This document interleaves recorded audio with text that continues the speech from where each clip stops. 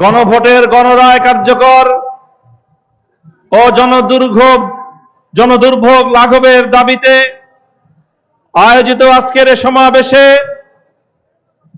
আমরা দ্ব্যর্থহীন ভাষায় বলতে চাই, 11 দল দায়িত্ব নিয়ে যেভাবে নির্বাচন পূর্ববর্তী এবং পরবর্তী সময়ে দেশের মানুষের পক্ষে ভূমিকা পালন করেছে, দেশের স্বার্থে অনেক বড় ত্যাগ এবং স্যাক্রিফাইস স্বীকার করেছে, ঠিক তদ্রূপ বাংলাদেশের স্বাধীনতা, বাংলার মানুষের অধিকার আদায়ের জন্য যে কোনো কঠিন থেকে কঠিনতর পথ অবলম্বন করতে আমরা কুণ্ঠিত হব না ইনশাআল্লাহ।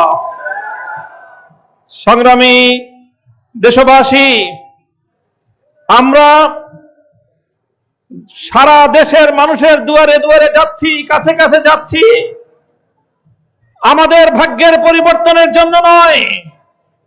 আমরা এদেশের মানুষের সম্মান এবং গৌরব রক্ষা করার দাবি নিয়ে আমরা ঘুরছি। বাংলাদেশের মানুষ বিগত ত্রয়োদশ জাতীয় সংসদ নির্বাচনের সাথে একই দিনে তারা জুলাই বিপ্লবের আকাঙ্ক্ষা বাস্তবায়নের লক্ষ্য নিয়ে গণভোটে হাঁ ব্যালটে ভোট দিয়েছিল। গণভোটে হাঁ অভূতপূর্ব এবং অনেক বড় ব্যবধানে 70% ভোট পেয়ে ঐতিহাসিক বিজয় অর্জন করেছে।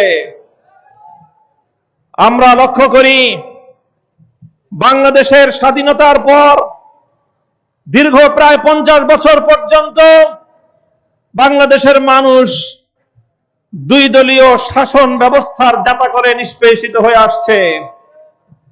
পর্যায়ক্রমে ফ্যাসিবাদী স্বৈরাচারী শেখ হাসিনা ক্ষমতার মসনদকে কুক্ষিগত করে বাংলাদেশের মানুষের উপর জুলুম, নির্যাতন এবং বৈষম্যের স্টিমরোলার পরিচালনা করেছিল।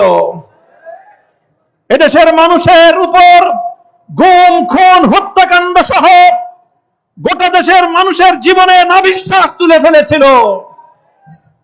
বাংলাদেশের মানুষকে বোকারাম সাজিয়ে শেখ হাসিনা গণতন্ত্রকে নতুন ভাবে এদেশের মানুষের সামনে সংজ্ঞায়িত করবার অপচেষ্টা চালিয়েছিল। আপনাদের মনে থাকবার কথা, ফ্যাসিবাদী শেখ হাসিনা বলতো উন্নয়নের গণতন্ত্র, অর্থাৎ দেশের মানুষের মতামতের প্রয়োজন নাই, দেশের মানুষের ভোটাধিকারের প্রয়োজন নাই। তাই 2014 সালে বিনা ভোটের সরকার, 2018 সালে রাতের ভোটের সরকার, 2024 সালে আমি আর ডামি মার্কা নির্বাচন করে গণভোটে জনগণের ভোটাধিকারকে ছিনতাই করে বাংলার মানুষের অধিকারকে সে তার পায়ের নিচে পিষ্ট করেছিল। আর বিএনপি শুধুমাত্র ঈদের চাঁদের অপেক্ষা করেছিল, কবে চাঁদ উঠবে, ঈদ আসবে, তারপরে আন্দোলন হবে।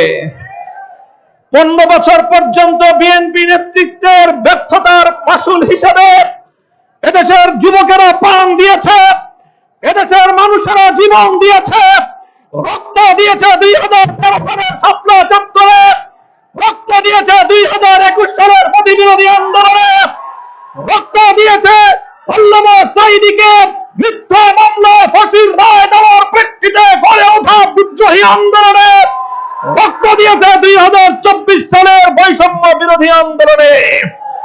রক্তের সাগর পেরিয়ে 36শে জুলাই 2024 সালের 5ই আগস্ট বাংলার মানুষ নতুন করে স্বাধীনতার সূর্য ছিনিয়ে এনেছে। বাংলাদেশের মানুষ সেকেন্ড রিপাবলিক গঠন করবার জন্য 24 সালের জুলাই বিপ্লবীদের নেতৃত্বে আন্দোলন করলো। জুলাই বিপ্লবীরা ঘোষণা করলো 47, 71 আর 24 আন্দোলনের ভিত্তিতে আগামীর বাংলাদেশ গড়ে উঠবে। বাংলাদেশের মানুষ চেয়েছিল তাদের ভোটাধিকার প্রতিষ্ঠিত হবে, বাংলাদেশের মানুষ চেয়েছিল বৈষম্যের বিলোপ হবে, বাংলাদেশের মানুষ চেয়েছিল ফ্যাসিবাদ চিরতরে বিতাড়িত হবে, ফ্যাসিবাদের দুয়ার বন্ধ হয়ে যাবে। কথা বলেন ঠিক না বেঠিক? আমরা চেয়েছিলাম বৈষম্য বিলোপ হোক, আপনারা কি সেটা চান? আমরা চেয়েছিলাম ফ্যাসিবাদের দুয়ার বন্ধ হোক, আপনারা কি সেটা চান?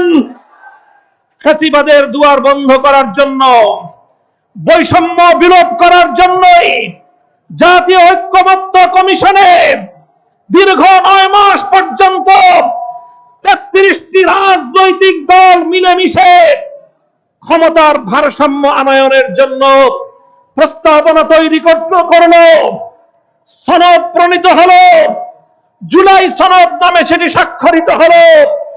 যেই জুলাই সনদের মাধ্যমে একক প্রধানমন্ত্রীর ক্ষমতায় ভারসাম্য এনে কিছু ক্ষমতা রাষ্ট্রপতির হাতে, বিচার বিভাগ সংক্রান্ত ক্ষমতাগুলো প্রধান বিচারপতির হাতে, আর বাংলাদেশের রাষ্ট্র এবং প্রশাসনকে দলীয়করণের অভিশাপ থেকে মুক্ত করার জন্য নিয়োগ কমিটির নামে আরো কিছু ক্ষমতা বিকেন্দ্রীকরণ করে একটি বৈষম্যহীন ফ্যাসিবাদ মুক্ত বাংলাদেশ গড়বার স্বপ্ন নিয়ে বাংলাদেশের রাজনৈতিক দল, বাংলাদেশের আপামর জনতা দীর্ঘদিন পর্যন্ত সংগ্রাম করেছে, আন্দোলন করেছে, ঐক্যমত্যে তারা এসে উপনীত হয়েছে।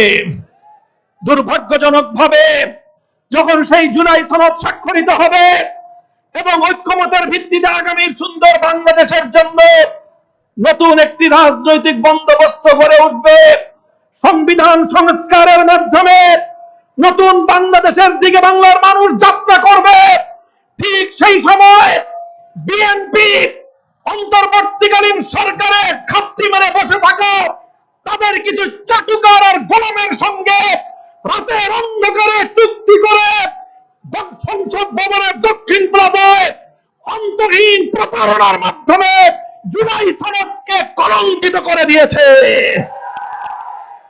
আমরা বলতে চাই, তোমরা যেই প্রতারণার আশ্রয় নিয়েছ, 32টি রাজনৈতিক দলকে অন্ধকারে রেখে বিএনপি এবং অন্তর্বর্তীকালীন সরকারের কিছু লোক যোগ সাজস করে তারা নোট অফ ডিসেন্টের ভিত্তিতে আগামীতে ক্ষমতাসীন দল তাদের এজেন্ডা বাস্তবায়ন করবার যেই চোরাই পথ তোমরা আবিষ্কার করেছ, আমি বিএনপিকে বলতে চাই, তোমাদের কল্যাণকামী হিসেবে বলতে চাই, এই চোরাই পথ দিয়ে যদি তোমরা বাংলাদেশের মানুষের সংস্কারের অভিপ্রায়কে পায়ে তোলবার চেষ্টা করো, এটা হবে তোমাদের জন্য আত্মঘাতী সিদ্ধান্ত। আমরা পরিষ্কার ভাষায় বলতে চাই, আমরা গণভোটে 70% মানুষের যে অধিকার, 70% মানুষের যে ইচ্ছার প্রতিফলন ঘটেছে, সেটা শান্তিপ্রিয় উপায়ে বাস্তবায়ন করবার দাবি জানাচ্ছি।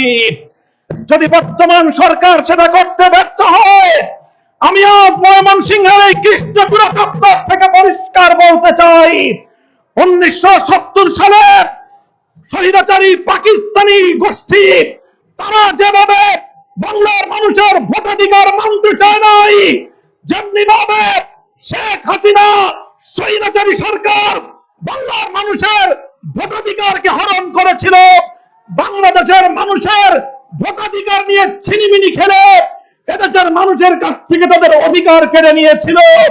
যদি জনাব তারেক জিয়া এবং বিএনপি যদি সেই পাকিস্তানি স্বৈর শাসকদের আর ফ্যাসিবাদী শেখ হাসিনার পথে হাঁটে, বিএনপি এবং তারেক জিয়ার ভিন্ন ভাগ্য হবে না। শেষ কথা বলতে চাই, ফ্যামিলি কার্ড দিচ্ছেন ভালো কথা, কৃষক কার্ড দিচ্ছেন ভালো কথা, মনে রাখবেন শুধুমাত্র টাকার বিনিময়ে জনগণের সম্মান এবং মর্যাদা আপনারা কিনতে পারবেন না।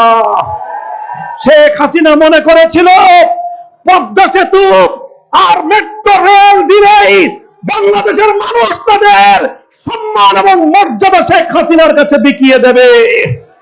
ইতিহাস প্রমাণ করেছে বাংলাদেশের আত্মাভিমানী মানুষ না খেয়ে থাকতে পারে, তারা তাদের সম্মান এবং গৌরব কোন স্বৈরাচারীর পায়ের নিচে পিষ্ট হতে দেয় না।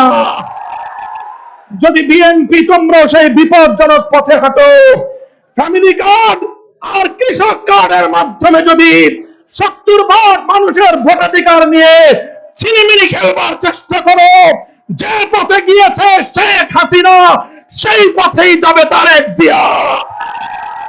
ইনশাআল্লাহ সংগ্রামের জন্য প্রস্তুত থাকুন। আমরা মানুষের অধিকার আদায় করেই ঘরে ফিরবো ইনশাআল্লাহ। নাসরুম মিনাল্লাহি ওয়া ফাতহুন করিব ওয়া আখিরু দাওয়ানা আলহামদুলিল্লাহি রাব্বিল আলামিন। আসসালামু আলাইকুম ওয়া রাহমাতুল্লাহ। সংগ্রামী সাথী ও বন্ধুগণ, এ পর্যায়ে সভাপতির বক্তব্য রাখছেন বাংলাদেশ জামাত ইসলামীর কেন্দ্রীয় নির্বাহী পরিষদ সদস্য জনতা অধ্যক্ষ শাহাবুদ্দিন। আসসালামু আলাইকুম ওয়া রাহমাতুল্লাহি ওয়া বারাকাতুহু।